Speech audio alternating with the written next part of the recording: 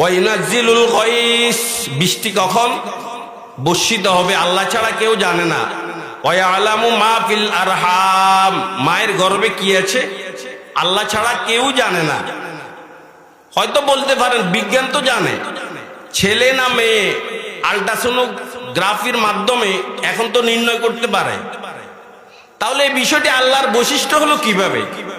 মুফাসসিরিনে কেরাম তার উত্তর দিয়েছেন, আল্ট্রাসোনোগ্রাফির মাধ্যমে ছেলে না মেয়ে এই জিনিসটা নির্ধারণ করতে পারে নির্দিষ্ট একটি বয়সের পর। 4 থেকে 5 মাস গর্ভের বয়স যখন হয় তখন এই মেশিন বলতে পারে গর্ভস্থ সন্তান ছেলে না মেয়ে।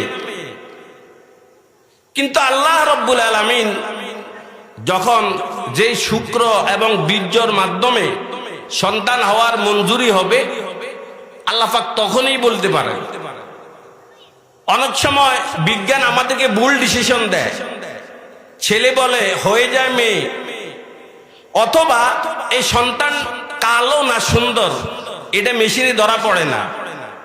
তৃতীয় নাম্বার, এই সন্তান নেককার না বদকার এটা মেশিনে ধরা পড়ে না।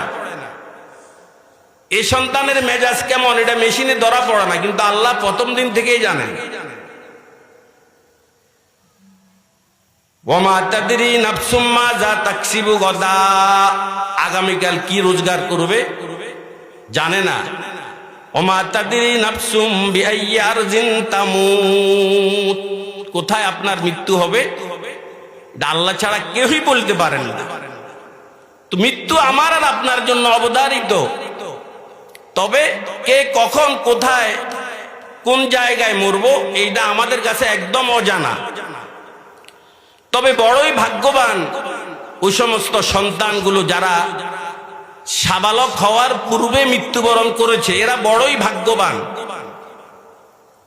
জনাব রাসূলুল্লাহ সাল্লাল্লাহু আলাইহি ওয়াসাল্লাম হাদিস শরীফে ইরশাদ করেছেন, মুসলমানের কোন নাবালক সন্তান যদি মৃত্যুবরণ করে কাল কিয়ামতের ময়দানে বিনা হিসাবে জান্নাতে চলে যাবে।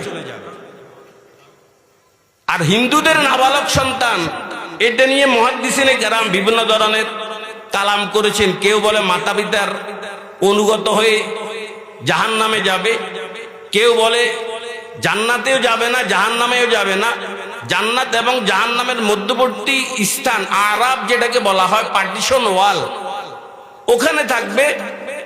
আর কেউ কেউ বলেন এদের ব্যাপারে নীরবতা সুকুত অবলম্বন করা ভালো, আল্লাহ এদের ব্যাপারে ভালো জানেন। এই উত্তরটা আমার অনেক পছন্দ হয়েছে। কিন্তু মুসলমানের কোন নাবালক সন্তান যদি মৃত্যুবরণ করে ওরা বিনা হিসাবে জান্নাতে চলে যাবে।